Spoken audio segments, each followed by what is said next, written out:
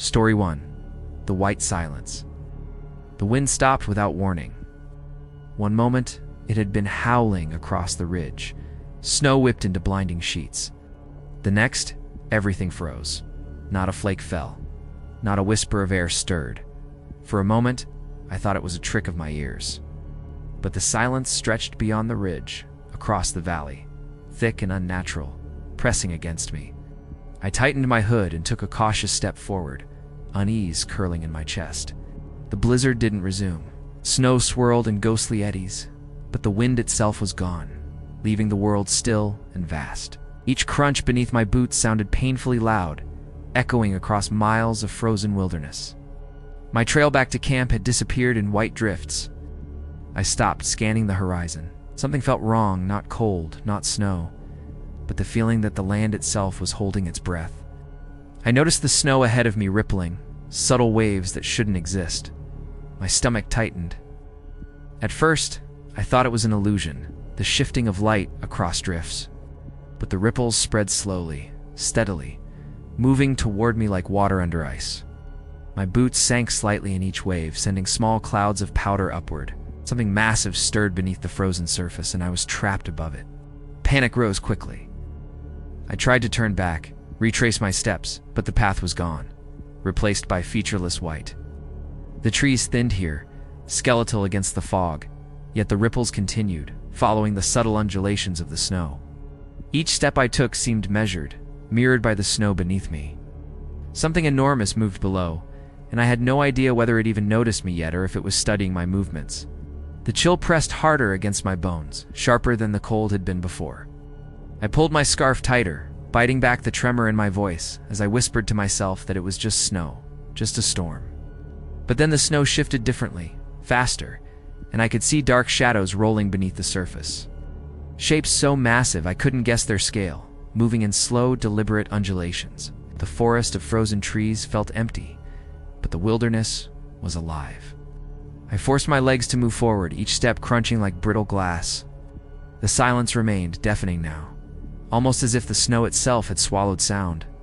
I glanced behind me. Nothing but unbroken white, yet the ripples followed, faint but insistent, like the subtle thrum of a heartbeat under ice. My heart raced anyway. The valley felt claustrophobic despite its size. Whatever moved beneath the snow, it commanded the land. A shadow passed beneath the ridge ahead, darker than the gray snow. I froze. The ripples converged toward it, bending and stretching unnaturally. I could see the faint indentation of something vast, moving slowly, almost lazily, like an immense animal gliding just beneath the surface. Each wave it left in the snow lingered longer than physics should allow. My throat tightened. I realized I wasn't watching nature, I was witnessing something impossible. I called out, my voice swallowed instantly by the frozen stillness. No echo, no return. Just the whisper of snow settling in the wake of movement beneath. The soundlessness pressed against my ears, making the world feel thin, fragile. Every instinct screamed to run, but which way? The ridge behind me had vanished in white drifts. Ahead, the ripples thickened, tracing a path that seemed to match my own steps. The entity was following me. The snow shifted faster now, forming subtle waves that pushed against my boots, as if encouraging me forward or herding me along. I stumbled over a drift, arms flailing. When I caught myself, I realized the ripples continued, perfectly aligned with the angle of my fall. Whatever this was, it wasn't just moving beneath the snow. It was aware of me, measuring, adjusting, testing my balance and patience. I had become part of its frozen game. I tried to scan the horizon, searching for anything familiar. The sun, faint behind the gray, did nothing to help. Trees stretched like frozen fingers in all directions, yet the snow waves followed relentlessly, leaving a subtle groove under each footstep I took. I could feel the pressure, not physical but mental, that something immense moved beneath me, tracking me silently. Panic clawed upward. My breaths came in shallow gasps. A sharp crack echoed in the stillness. I spun, shining my flashlight at the ridge ahead, but nothing appeared. The snow beneath my feet shifted again, breaking into wider ripples, as though a hand had passed under the surface. I took another step, and the indentation deepened in response. realized that even small movements mattered to whatever lurked beneath the frozen layer. My control over where I walked had vanished. The valley seemed to stretch unnaturally, as if the blizzard had created a corridor of silence. Each ripple now moved in slow, rhythmic pulses, perfectly timed to my steps. It wasn't snow behaving randomly, it was deliberately moving, manipulating the landscape. I felt a creeping dread, the realization that this entity, unseen, enormous, existed beyond comprehension. I had no way to hide, no trail back, no landmarks to cling to. The snow ahead deepened, forming small drifts that rose like hills. I tried to skirt them, but the ripples adjusted, flowing around the obstacles perfectly. The movement beneath seemed intelligent, aware of my choices. I forced myself to keep walking, lungs burning from cold air and fear. Every crack of ice, every soundless shift in snow was amplified by the silence, making me feel trapped in a world that had no sound and no mercy. My legs burned, but I pushed onward, instinct guiding me down the narrow corridor the entity had created. The ripples thickened ahead, and I glimpsed faint shadows beneath the snow, massive curves that suggested unimaginable size. Every instinct screamed to run, yet I had no direction, no path back. The valley and trees had become alien, the snow a moving, living surface. I was completely alone, followed by something enormous. Finally, I reached the crest of a small ridge, snow waves thickest beneath my boots. Ahead, the valley opened slightly, giving the illusion of escape. But the ripples stretched further than I could see, moving like frozen water toward me. I shivered, realizing the blizzard had ceased entirely just to allow me to notice them. The silence pressed harder, the snow beneath alive. Part of me wanted to turn, but I could not stop moving now. I pushed forward, snow crunching beneath my boots, each step sinking slightly into soft powder. The ripples beneath my feet grew thicker, deliberate, like the valley itself was alive. The silence pressed against me, a living weight that wrapped around my chest. The wind had vanished entirely, not a sound dared escape. I realized the snow was no longer just snow. It was a conduit for something massive, unseen, moving slowly beneath the frozen ground. Ahead, the ridge appeared closer, yet the horizon stretched impossibly wide. Every pulse beneath my feet mirrored my steps, rising and falling with eerie precision. I stumbled, snow giving way unnaturally beneath me, and a subtle force guided me onward. Fear coiled in my chest. This was no natural movement. An intelligence larger than the valley itself seemed awake, deliberate, tracking me through miles of frozen wilderness with absolute patience and awareness. A low vibration rolled through the valley, resonating up my legs and through my core. The snow shifted in subtle waves around my boots, forming shallow troughs that expanded in concentric patterns. I dared not glance too closely, but every movement confirmed its scale. This entity was colossal, impossibly vast, yet invisible. It measured me, anticipating each step. I understood with cold certainty that the blizzard and silence were extensions of it, guiding me through its frozen domain. I forced myself to keep moving, lungs burning from the bitter cold and terror. Each step into the pliant snow triggered pulses beneath my feet. I gripped my trekking poles harder, knuckles white, as the valley responded instantly to every movement. The subtle, enormous rhythm was relentless. Hesitation meant danger. Even when I veered slightly off course, the snow's surface corrected itself, nudging me onward. Escape relied entirely on obedience to the unseen force beneath the ice. Suddenly, a shallow indentation formed ahead, wide and unnatural. The ripples converged into a trough that rose and fell slowly underfoot. My stomach dropped. This was no ordinary snow formation.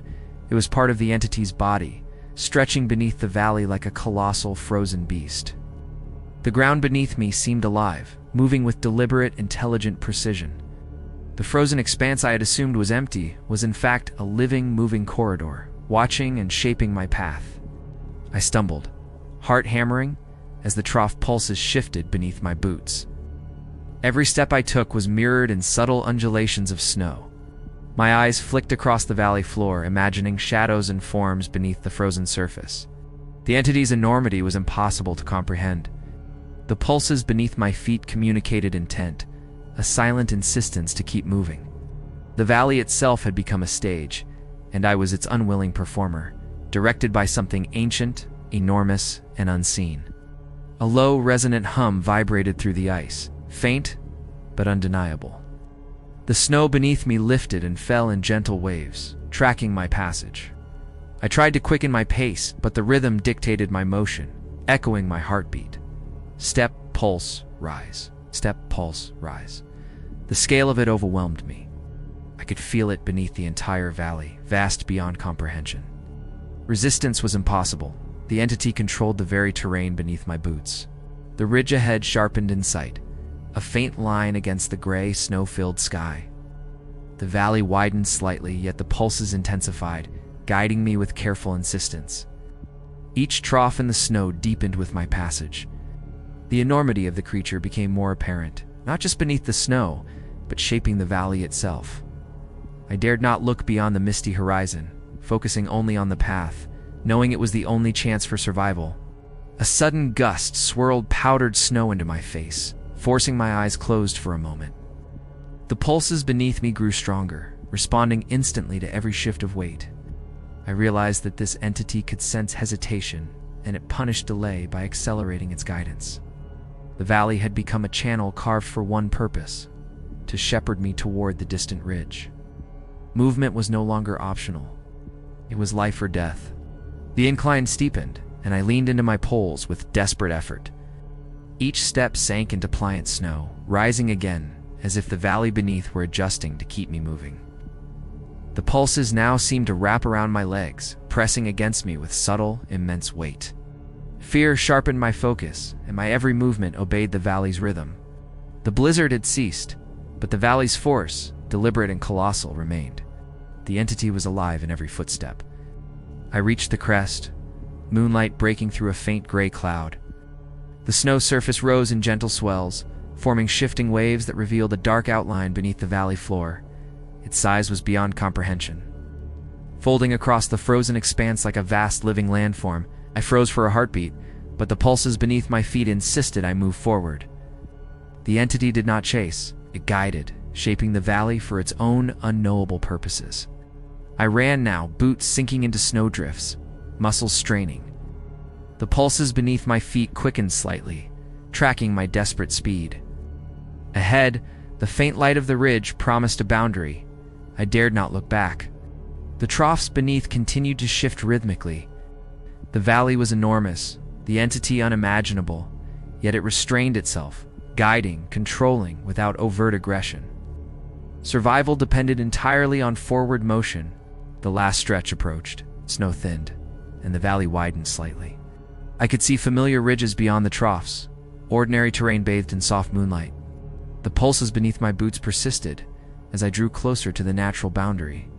My legs burned, lungs heaving, but instinct and terror propelled me forward. The entity remained colossal and invisible beneath the frozen expanse, yet the corridor of pressure was nearing its limit. I crossed the final ridge, the snow pulses ending abruptly. The ground beneath returned to regular frozen powder. I glanced behind. The valley stretched in perfect silence, untouched and still, except for my tracks. The entity remained beneath the snow, confined to the corridor it had created. Relief surged through me. I'd survived, leaving the blizzard, the unnatural silence, and the unseen colossus behind in the frozen wilderness. I stumbled onto the open trail, exhausted, snow dusting my clothing. The wind whispered normally across the valley, distant wildlife stirred faintly. Behind me, the pulse of the frozen corridor ceased entirely. The white silence was broken, and I could breathe freely again. The blizzard, the unseen entity beneath the snow, the massive and incomprehensible presence remained far behind. I had survived the passage intact, the frozen wilderness returning to its quiet, natural state. Story 2. The Ranger Tower Signal. I had been hiking deeper into Denali than usual, following a trail that disappeared into a dense stand of spruce. Snow dusted the ground, and a bitter wind howled through the valley, carrying only silence behind it. Ahead, perched atop a ridge, was the old Ranger Tower, skeletal against the gray sky. It hadn't been manned in decades. Something compelled me to approach, drawn by its lonely silhouette and the strange pull of untold stories. The tower's base was surrounded by snowdrifts, partially covering the rusted steps and foundations. Icicles hung like broken teeth from the eaves. I could see faded paint peeling in long strips, the wood groaning softly as the wind passed through cracks. A sense of unease settled over me. I had researched abandoned structures before, but this felt different, like the tower itself was waiting for someone to arrive, and that someone had to be me. I climbed the steps slowly, each creaking under my weight, echoing across the valley. The interior smelled of mold, decay, and cold. Dust coated every surface, disturbed only by the tracks of some small animal long gone. My flashlight revealed old maps tacked to the walls, faded and curling at the edges, and a radio console covered in frost. The tower felt alive with absence, a frozen heartbeat of memory trapped in its walls. I hesitated near the console. The dials and switches were coated in ice, frozen in the last movement of someone who had touched them long ago. The thought of a human presence, of someone who had vanished without trace, pressed against my mind. Then, faintly, I heard it. A crackle, almost imperceptible, like a spark in the silence. My heart leaped. Something was transmitting through the radio decades after it should have gone dead. I knelt at the console, brushing frost from the knobs. The static grew louder, forming rhythm, pattern, a voice cutting through the snowstorm outside. Tower. Repeat. Location. Unknown. Over. My breath caught. It was a voice I recognized from old ranger logs, the final message of a man who had disappeared one winter without a trace. The words repeated endlessly and distorted. The tower was broadcasting him, trapped in the radio forever. A sudden gust rattled the windows, throwing the console lights into brief flickers. The voice continued, growing stronger, echoing through the tower. I felt a shiver crawl across my skin. The transmission didn't sound mechanical, it sounded alive. The words warped, elongating, repeating syllables that weren't there before. The last ranger's fear, the final moments, were being played back for me alone. I realized the tower itself remembered. I tried to leave, but the steps I had climbed seemed farther away. The door at the top of the tower, just out of reach. The snowstorm outside had intensified, muffling any sound beyond the walls. Static crackled again, now interspersed with whispers, almost conversations. I couldn't tell if they were the ranger's voice, mine, or something else entirely. The tower had become a trap of sound and memory. Something brushed past my shoulder. I froze. Air inside the tower shifted unnaturally, carrying the faint scent of smoke and pine resin, decades old yet present. The radio console sparked, projecting the ranger's voice louder, clearer, as though he were standing beside me. Repeat, repeat. Tower compromised. Over. The words seemed to vibrate through my chest. I could feel the tower listening, aware of my hesitation and waiting for me to act.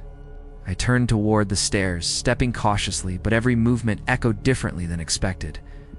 The radio's static rose and fell in patterns matching my heartbeat. It wasn't random noise.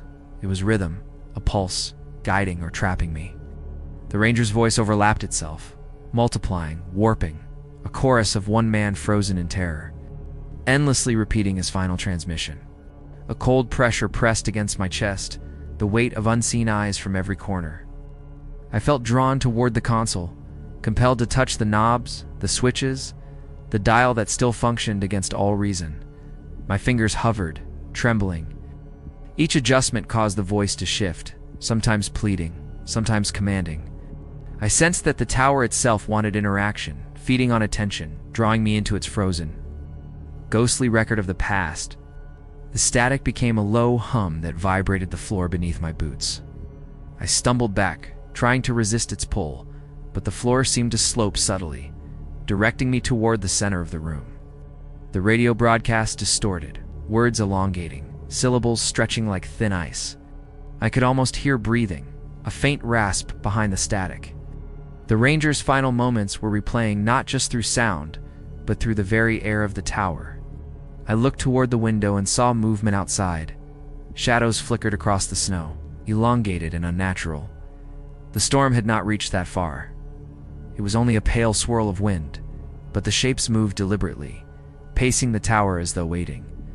I realized the voice wasn't just replaying the past, it was projecting it, calling attention to the presence that lingered in and around the tower, invisible yet profoundly alive. Panic crept in. I wanted to leave, but each attempt to turn away drew the static louder, sharper. The radio now shouted, syllables stretching into unintelligible groans, phrases looping in endless repetition. The tower's walls seemed to breathe along with the broadcast, shifting imperceptibly. I felt the floors tilt, the ceiling dip, as if the structure itself were bending to keep me inside, captive to the signal that never ceased. I stumbled toward the steps, each creak echoing unnaturally. The voice rose again, urgent now. Don't leave. Stay. Tower lost. Over. My own voice almost merged with it, swallowed by the static. I froze, realizing the tower was aware of my thoughts, my fear. Each step risked intensifying the broadcast, drawing the unseen closer, binding the living to the memories of the dead. Finally, I reached the top of the tower. The door to the outside wind howled like a scream. The radio's voice hit a crescendo, overlapping its own repetitions. Yet the storm outside offered a glimpse of freedom. I hesitated, torn between curiosity and survival. One careful step through the door would either release me from the broadcast's grasp or plunge me deeper into the tower's ghostly obsession. The wind promised escape if I dared trust it. I stepped onto the landing, the wind slamming against my back like a living force. The radio's voice thundered inside the tower, overlapping itself in a chaotic loop. Every repetition felt aware of me. My fingers froze on the railing as the storm whipped snow into my face. I realized the tower wasn't simply haunted. It was sentient, anchored to the Ranger's final broadcast, and it wanted me trapped inside, listening forever. The stairs below groaned under the pressure of the storm, each step a potential trap. The static pulsed in time with my heartbeat, dragging me back toward the console. I forced my legs forward, descending cautiously, the icy wood threatening to snap beneath me. The overlapping voices whispered secrets I couldn't decipher, names, warnings, pleas. I felt like an intruder inside someone else's final moments, caught between memory and reality. A sharp gust rattled the tower, and a door slammed somewhere below. I stumbled, bracing against the railing. The broadcast intensified, rising and falling like a living tide. It wasn't just sound, it carried intent, shaping the tower's atmosphere, pulling me back even as the outside wind beckoned. I fought the compulsion, telling myself this was human fear, yet every instinct screamed that resisting the signal would be impossible without moving quickly toward escape. The final flight of stairs stretched before me. Shadows twisted along the walls, cast by the flickering console lights. The radio hissed, now blending with whispers that seemed to crawl along the woodwork. Tower compromised. Do not leave. Over. My breath hitched. The voice had changed, no longer just repeating. It was aware of me, alive in its urgency. My hands shook, gripping the railing as the storm outside promised a narrow corridor of freedom. Halfway down, I felt a sudden pull at my sleeve, like invisible fingers gripping me. I yelped and stumbled forward, boots scraping ice. The radio surged, a sharp tone that vibrated through the floor and walls. The tower itself seemed to breathe, contracting and expanding, compressing the space around me. I could feel the cold pressure of the storm outside, yet the broadcast threatened to drown it out, pulling me back toward the center, toward the console, toward the memory that refused to rest. The end of the ladder step appeared just ahead, framed by flapping wind and shredded snow.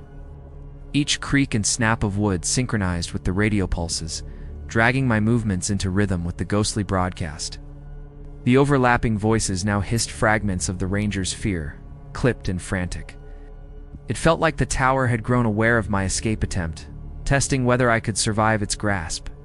I stumbled onto the landing, the cold air biting through my coat. The static behind me thundered like an angry river, yet the wind threatened to sweep me off my feet.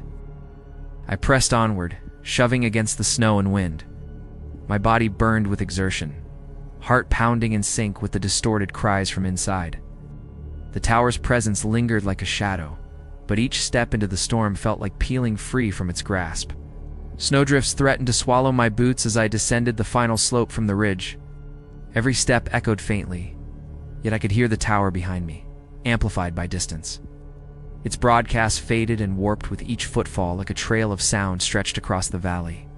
My chest heaved, lungs ragged from both exertion and cold. I dared to glance back. The skeletal structure of the tower loomed, dark and impossibly tall. The signal distorted again, fragments cutting through the storm. Lost.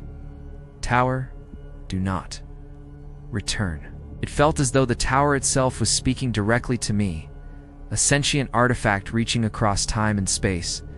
I forced my legs to move faster, snow spraying in sheets from each step. The blizzard made progress difficult, yet I refused to stop. Every instinct screamed that the moment I paused, the broadcast would seize me. A sudden drop in elevation gave me a glimpse of open valley beyond the ridge. Moonlight glinted off the ice, illuminating a narrow path through the snowdrifts. Relief flared, but so did fear. The tower's voice had followed me this far, whispering fragments that sounded eerily close, as though carried by the wind itself. I risked looking back again. The radio signal shimmered faintly through the storm, a ghostly reminder that whatever haunted the tower wasn't limited to walls and wood. The storm's howl mingled with faint echoes of static. And for a terrifying moment, I thought the voice might have stepped out of the tower. I shook my head, forcing my legs onward. I realized that the tower had tethered its ghostly occupant not just to the radio, but to anyone who came close, bending the environment around its memory to keep intruders in its grasp. The valley widened, giving me a faint sense of normalcy. Snow no longer threatened to swallow my boots, and the wind carried the faintest scent of pine. Yet the static whispered still, carried on gusts, a reminder that I hadn't fully escaped. My chest ached, limbs burning, but I forced a steady pace, counting steps, marking each footfall as a tether to reality. The tower remained on the ridge, looming, broadcasting endlessly, yet I moved into the open, beyond its immediate influence. I reached the edge of the tree line. The blizzard had eased, revealing distant peaks outlined against a gray sky. The tower's shadow shrank with distance. Relief mingled with exhaustion. I slowed, carefully scanning the valley for any sign of lingering presence. The memory of the ranger's final call lingered in my mind, but its power over me waned with each step I placed outside the immediate radius of the tower. Finally, the trail leveled into an open plateau. The radio's ghostly signal had vanished entirely. The snow beneath my boots sounded ordinary again, untouched by pulses or manipulation. My breath returned to normal, and I realized I was alive, unbound from the endless winter broadcast. Behind me, the tower stood frozen, a sentinel of memory and horror, its signal trapped inside walls that had witnessed fear decades ago. The forest itself seemed to exhale, the tower receding into the distance. No static, no whisper, no pulse followed me. The ranger's final message remained trapped in the structure, repeating eternally for anyone foolish enough to approach. I dared to slow my pace, breathing in the frozen air fully for the first time. Escape had been narrow, terrifying, but complete. The ranger tower's signal ended where I left it, isolated, haunted, and eternal. Story 3. Tracks that walk upright. We had been hiking for hours in Denali's remote backcountry, following a trail that twisted through snow-draped spruces. The wind carried only the soft crunch of our boots, no wildlife stirring, no distant rivers.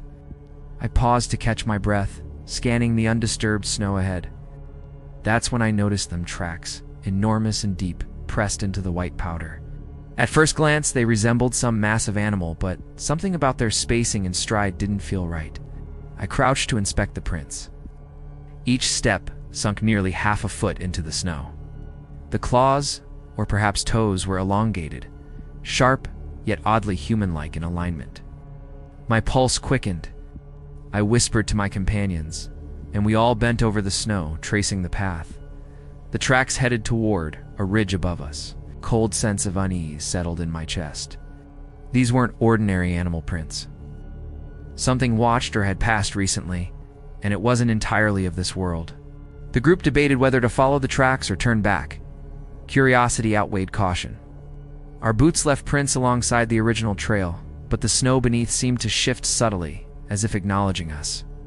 Every step felt heavier, as if the snow itself pressed downward under invisible weight.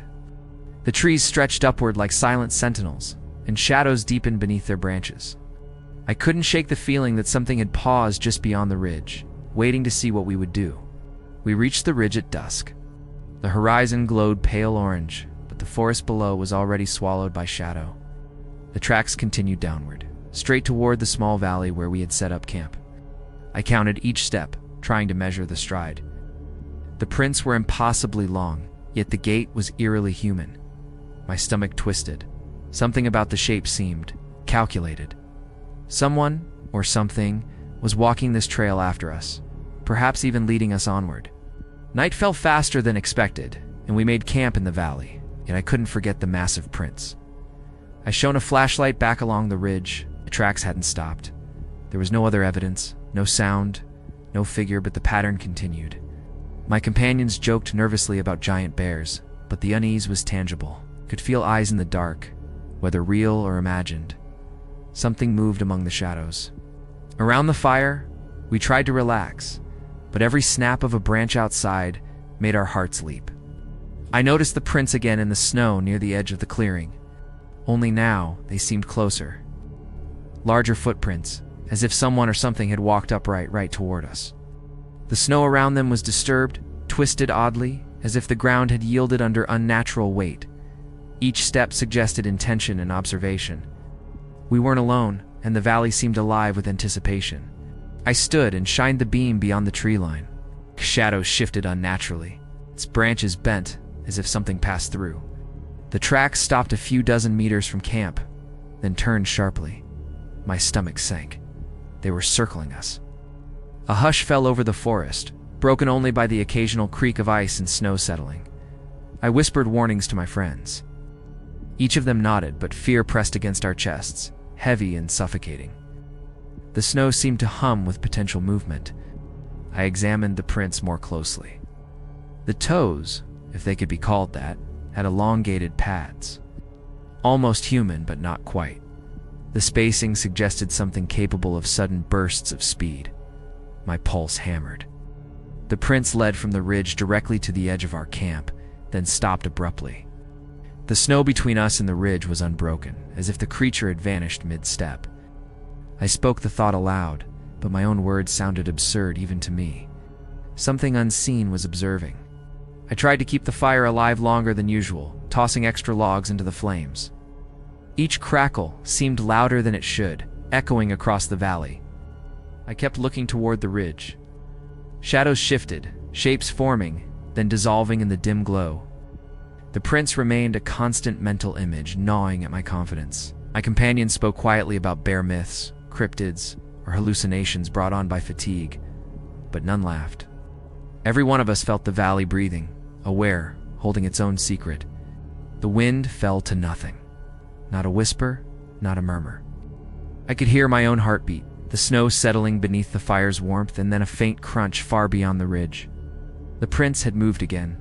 In the silence, I could almost feel a presence, an unseen form pacing slowly, following the path of its earlier steps. I whispered my fear, but no reassurance existed. Something immense had been tracking us all day. I walked the perimeter of camp, flashlight sweeping. No figure appeared, yet the prints were still present, altered slightly, leading around our tents. It wasn't random. The pattern suggested awareness, perhaps amusement. Each print seemed to anticipate our movements, predicting where we would step next. Panic began to rise. Whatever had created them wasn't just walking upright. It was thinking, calculating, and hiding in plain sight. I realized retreat might be too late. Shivering, I returned to the fire and tried to maintain conversation. My friends nodded and murmured reassurances, but their faces betrayed unease. Outside, the prints remained, shifting subtly in the snow.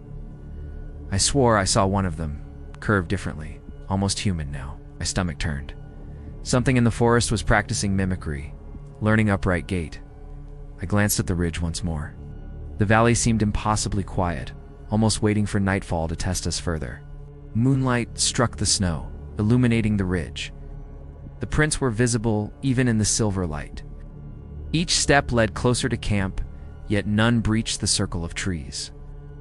I noted the irregularities, the toes now more humanoid, the spacing inconsistent, like someone walking in erratic confidence.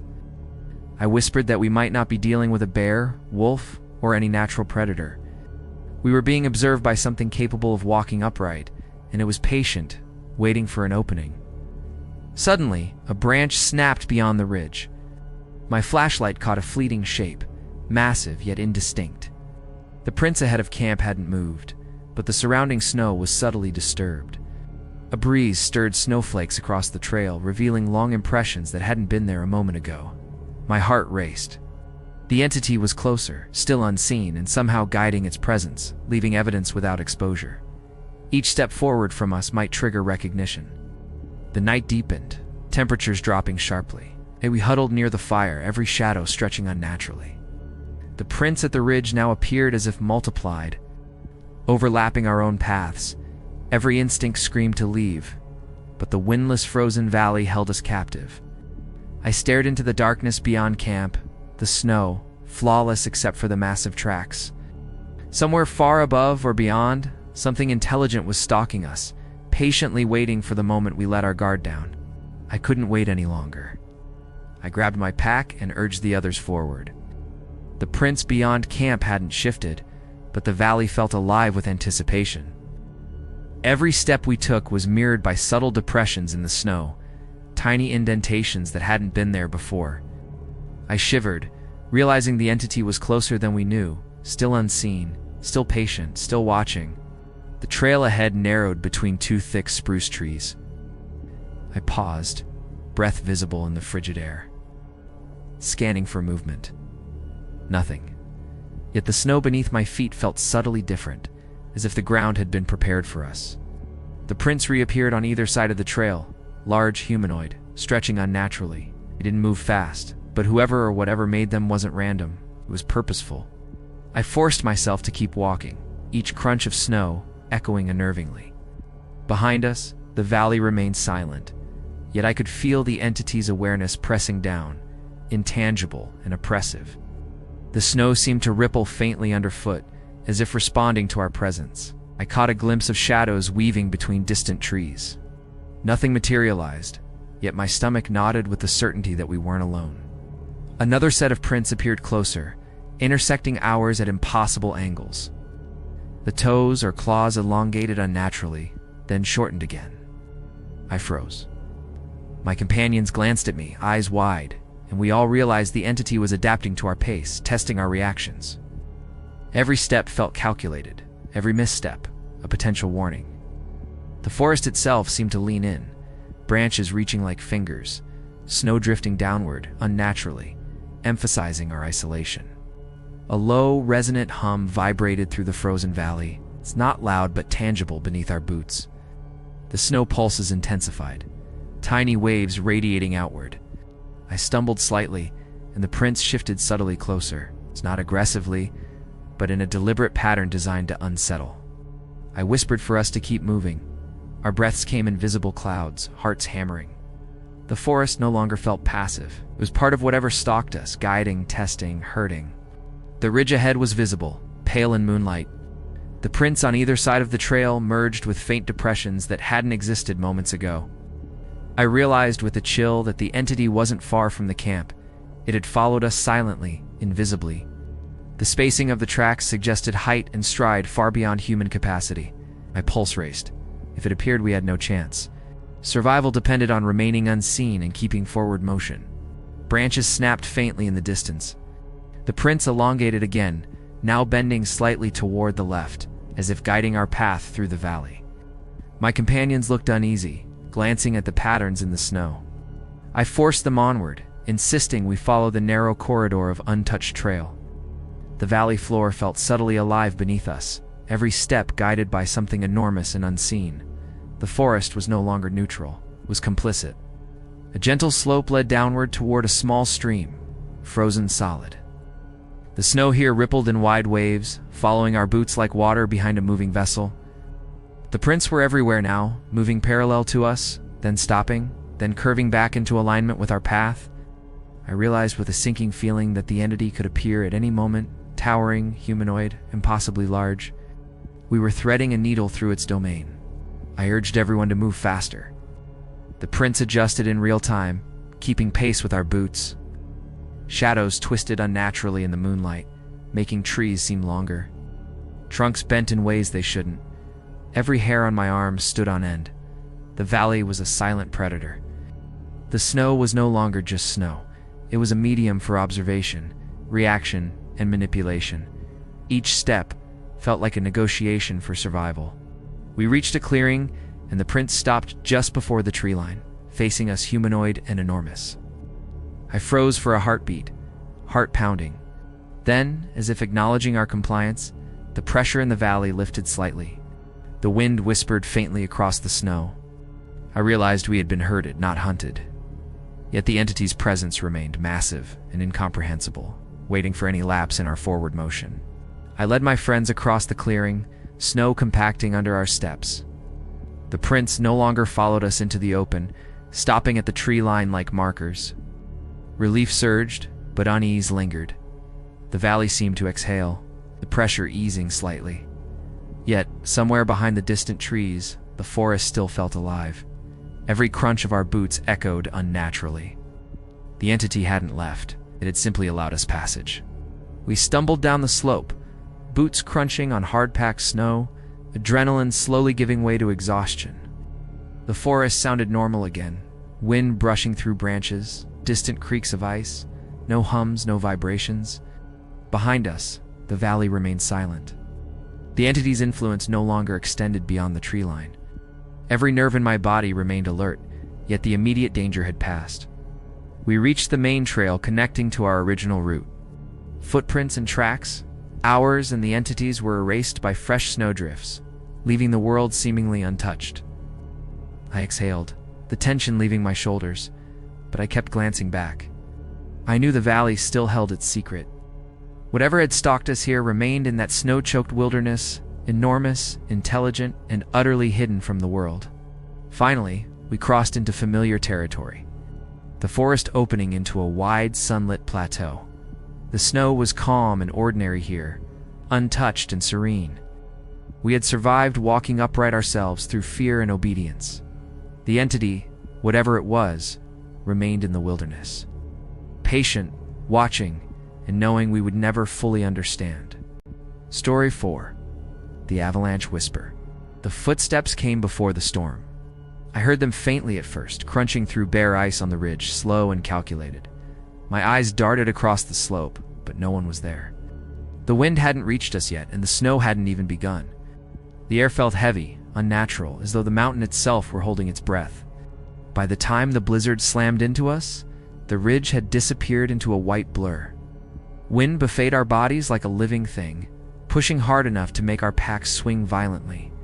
Snow stung exposed faces, slicing through goggles and scarves. The shelter, small and metal, had seemed safe earlier. Now, trapped behind its door, I could feel the mountain pressing in. The footsteps outside continuing despite the growing chaos. The emergency shelter was no more than a box of metal bolted into the rock.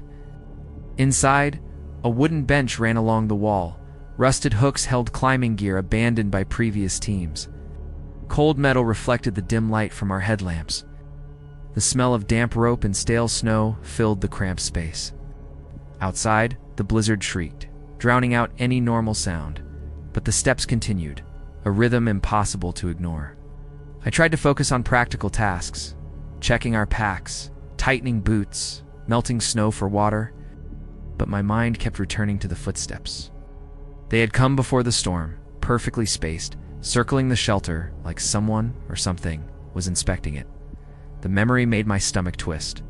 How could this happen? No one else had been on the ridge, no climbers had passed, and yet the sound persisted, as real as the wind itself. I shivered, hugging my coat tighter. The storm was fully underway now, yet outside, the snow remained pristine in the spots I had glimpsed before the blizzard. No prints marked the slope. Every crunch I had heard earlier had left no trace. I realized with a tightening chest that whatever moved along the ridge did not obey normal rules. It could walk across ice and snow and vanish, leaving nothing but the echo of weight. The wind screamed across the mountainside, making the shelter tremble. Snow struck the walls like pebbles thrown with force. The entire structure shuddered, bolts groaning under pressure. Yet the steps persisted outside, moving slowly along the metal walls. I could feel them vibrating through the floor. Our group huddled together, tense, each of us listening as the sound circled again, unhurried, precise, as if measuring us, cataloging our presence with each rotation. A faint click echoed in the shelter. One of the carabiners hanging on the wall swayed, then tapped softly against the metal panel. The sound was barely audible over the wind, but I froze instantly. Others followed my gaze. No one had touched it. Our breaths were shallow, hearts hammering. The metal hook remained fixed. Whatever was outside could manipulate the environment without appearing, without leaving a footprint. The mountain itself seemed alive, participating in the unseen presence. The footsteps shifted, drawing closer to the front door. Each pace calculated, slow, weighted. My hands gripped the bench, knuckles white, as we all strained to hear. The sound passed behind the shelter once, along the sidewall, then returned in perfect symmetry. It circled us, measuring and observing. The storm outside was violent, but the steps were steady, unnatural in their consistency, entirely separate from the wind or falling snow. A low groan came from the mountain itself, subtle at first, almost drowned by the wind. Then it rose, resonant and deep, vibrating through the shelter floor. My stomach tightened. The steps responded. Each time the mountain shivered, the pace outside changed slightly, as if the storm and the entity were synchronized. I dared not move. Even breathing felt loud. Our group whispered in tension, uncertain if the mountain, the storm, or the poltergeist would strike first. We pressed closer to the walls, trying to minimize movement. The shelter shuddered again. Snow scraped along the roof in long, dragging streaks. Outside, the footsteps continued, circling with precision. Every rotation brought them nearer, yet still we couldn't see anything. The storm provided cover, but the rhythm was unmistakable. Something was out there, aware of our presence, reacting to every sound, every shift in our tense group. One of the hanging ice axes lifted slightly, then clattered to the floor with a metallic crack. My heart skipped a beat. No one had touched it. The hook remained secure. The sound reverberated through the shelter. We stared at each other, silent. The steps outside accelerated subtly, like a predator testing the limits of its prey. The mountain responded, groaning and shifting faintly, making the floor vibrate beneath our boots. Our nerves were raw, taut with anticipation. The door handle twitched next. I froze, hand halfway to my pack. It didn't turn fully, just a subtle movement, testing if we would react. Snow hammered the door, but the pressure on the handle was distinct. Our group instinctively huddled together, whispering hurried instructions. The footsteps resumed in tighter circles, crunching along the edges of the metal box. The storm had become a backdrop to something far older and far more deliberate than wind or ice. A sudden slam shook the shelter. One of the hooks bent, ropes sliding to the floor. The temperature dropped further, cold seeping into every layer of our clothing. The footsteps stilled for a moment, then resumed, faster. Our breaths were loud, our hearts loud. I realized that the mountain and the entity outside were communicating, each pulse of wind, each vibration of metal a signal in a language we could not comprehend. A gust of wind burst through a slight crack near the roof. Snow sprayed inside like fine needles. The footsteps responded, shifting to the opposite side of the shelter, pacing in perfect opposition to the storm's blast. Each rotation brought them closer, circling tighter. We backed against the walls instinctively, knuckles scraping metal, eyes wide. There was no human form visible, no shadow cast, yet every sense screamed that we were being watched, tested, and herded by something unnatural. The storm reached its peak, howling like a living thing. The steps circled again, tightening in a spiral of anticipation. The shelter floor vibrated beneath our boots. The temperature dropped further. Equipment rattled violently. The mountains seemed to groan, responding to the entity's presence. We had nowhere to go. The blizzard outside was lethal, the inside of the shelter unsafe, and the footsteps relentless. Something had arrived, and the poltergeist that haunted this ridge was ready to make itself known. The footsteps slowed, then shifted closer to the shelter walls, circling as if waiting for a reaction. My chest tightened, each breath loud in the quiet between the storm's peaks. The floor vibrated faintly beneath my boots, synchronized with the unseen presence outside. I gripped the bench, knuckles white, and glanced at the others. Their eyes were wide, faces pale, mirroring my fear. None of us had words. Any sound might invite attention. One of the hanging ropes lifted slowly, moving without wind. It twirled gently, then whipped against the wall with a soft metallic crack. The sound echoed unnaturally, vibrating through the shelter. I realized the entity outside didn't need to show itself. It could manipulate everything within its domain. The footsteps resumed their rotation, circling tighter, synchronized with each swing of the rope. The storm was no longer the loudest thing here. Something else dominated the mountain. The metal walls groaned as if under invisible hands, and a low, resonant vibration ran through the shelter floor. My stomach lurched. Step, pause, step. The rhythm moved closer to us. Each sound reverberated unnervingly, like the mountain itself was breathing alongside the entity. I dared a glance toward the door. Nothing. No shadow, no shape. Only the telltale rhythm of steps circling with intelligence and purpose, guiding us through a terror we could not see. Suddenly, a hook tore from the wall, sending ropes and carabiners crashing to the floor.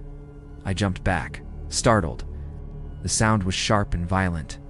Outside, the footsteps stopped for a moment. Silence pressed against the shelter like a living thing. My ears rang. Then, the steps resumed, circling faster, more insistent. The mountain responded to each rotation, shivering under the snowpack. The storm felt secondary now, a stage for something far older. The door handle twisted again, slightly, testing the lock. I clenched my fingers around it.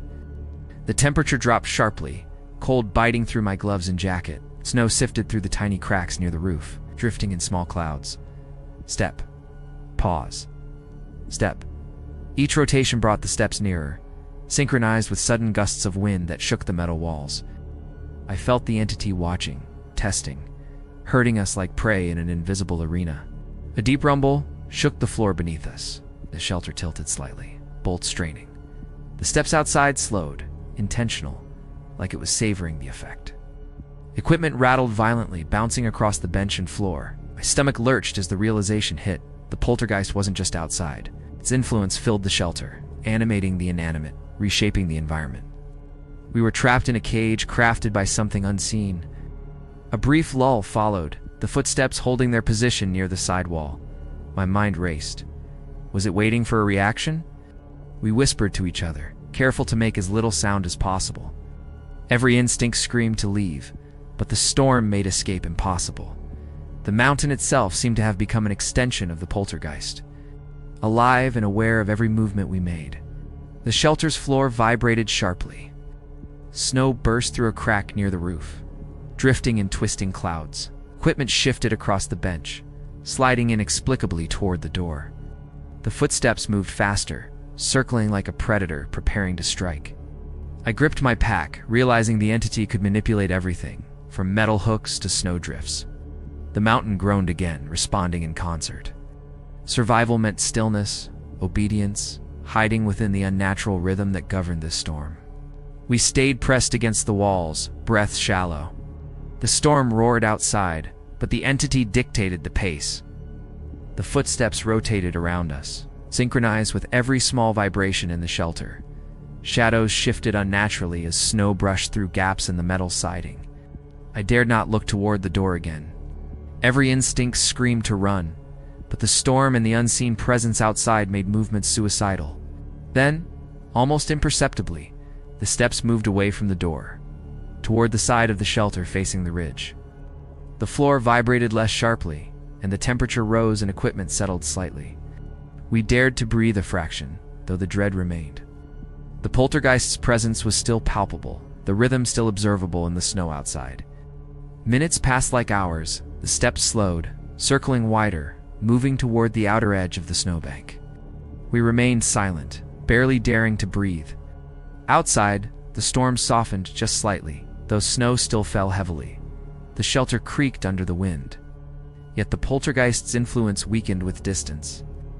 We waited, hearts hammering, listening to the fading rhythm, hoping it had left us. Finally, the footsteps ceased.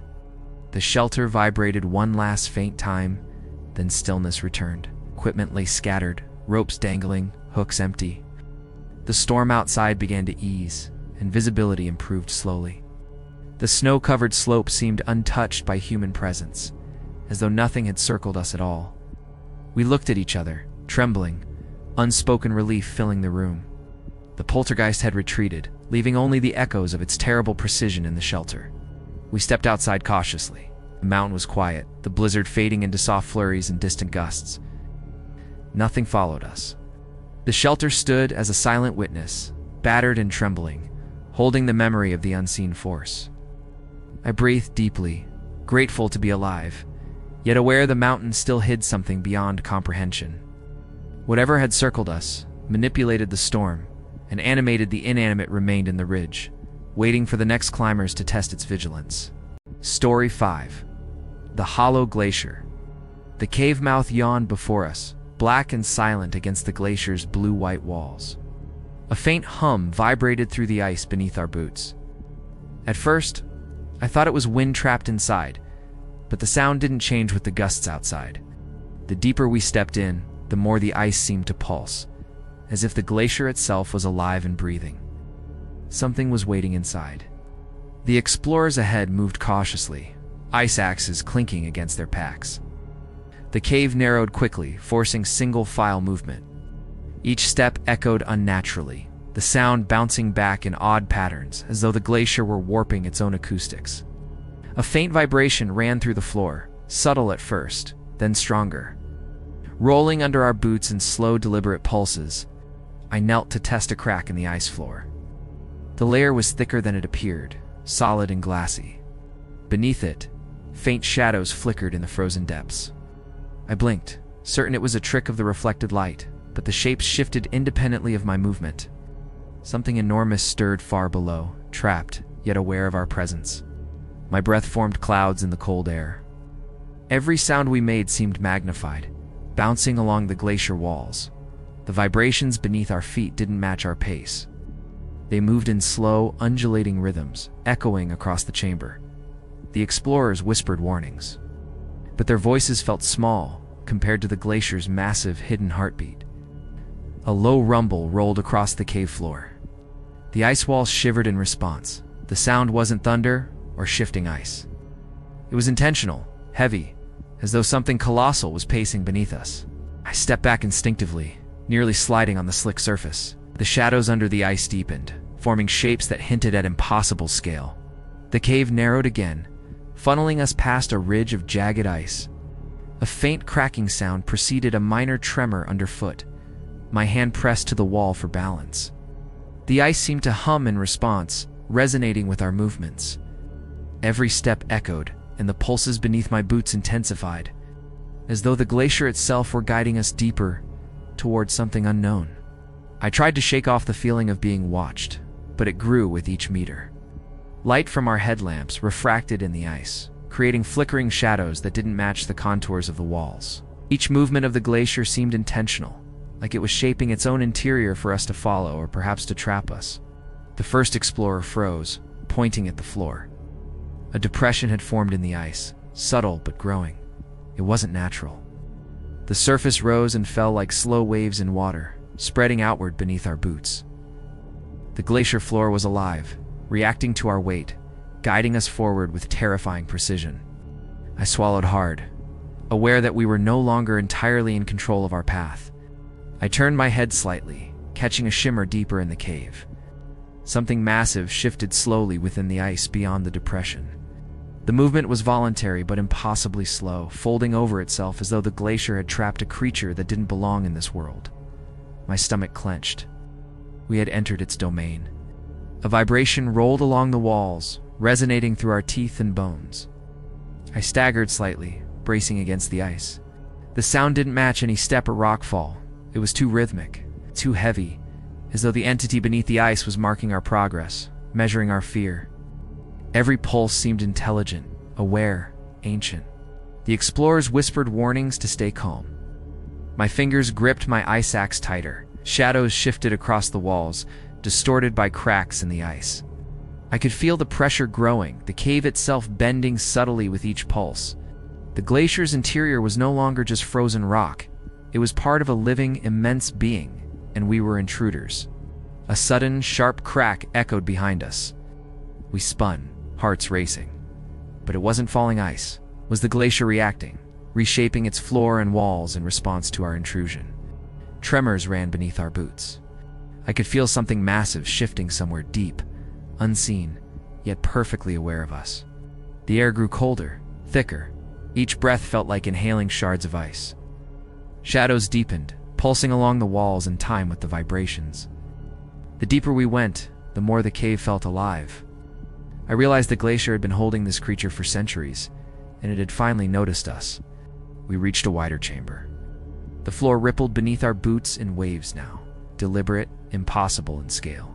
I glanced toward the ice beyond the depression. The shapes were no longer subtle. Something massive was moving, slow and careful, folding itself beneath the ice. It had been dormant, but our presence had woken it.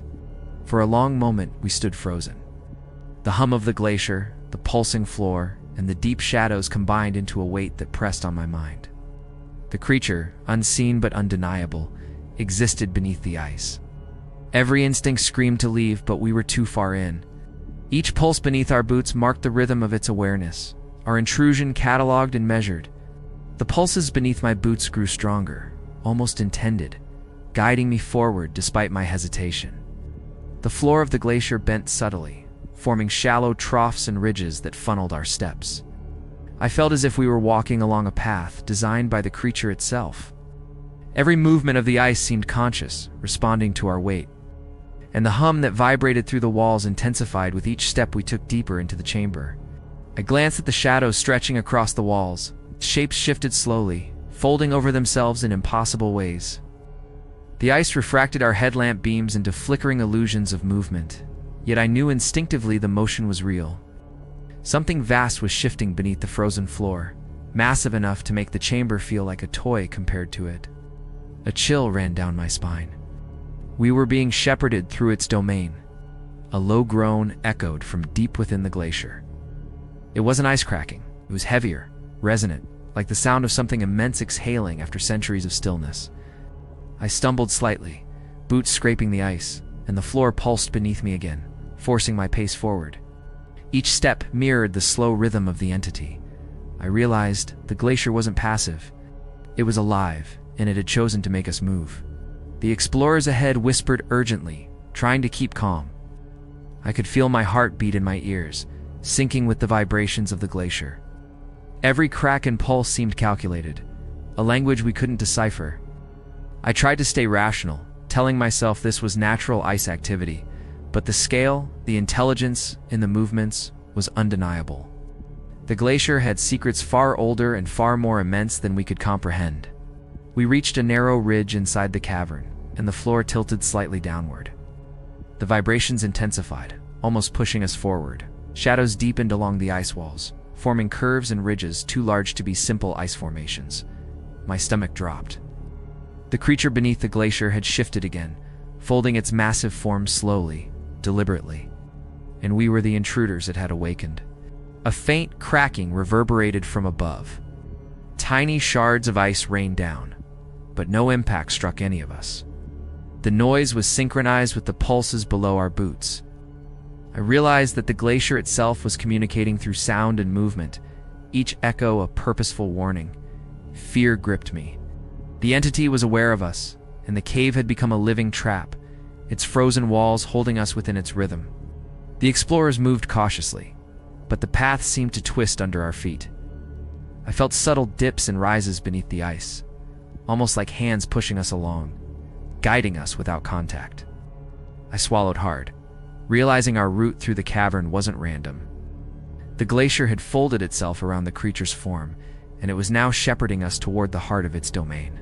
A shadow shifted far ahead, along the deepest recesses of the ice. I blinked, trying to discern shape. The form was immense, folding like a mountain in slow motion. Each pulse of the floor beneath our boots seemed to mirror its movement. I felt dwarfed, trapped, insignificant against a creature that had remained dormant for centuries. The ice around us wasn't just scenery, it was the entity's extension, moving in silent coordination. My legs burned, and the cold cut into my bones. but I forced myself forward. The vibrations beneath my boots intensified, rising and falling in a slow, deliberate rhythm. I could feel the glacier's pulse synchronizing with the unseen entity. Every step we took catalogued, every shuffle of our boots noted. The air inside the cave was heavy, alive with a pressure that pressed against our chests and minds alike. I froze as a deep rumble shook the entire chamber. The explorers staggered, trying to keep balance. The ice walls trembled slightly, dusting snow down like fine powder. The shadowed mass ahead folded once more, vast and conscious, a shape impossible to fully comprehend. Fear clawed at me. Whatever lay beneath the ice had been trapped for centuries, and now, aware of our presence, it moved with unimaginable slowness, showing us the immensity of its reach. The cave narrowed again, forcing single-file movement over a frozen ridge. The vibrations beneath my boots became pulses, slow, insistent, almost like commands.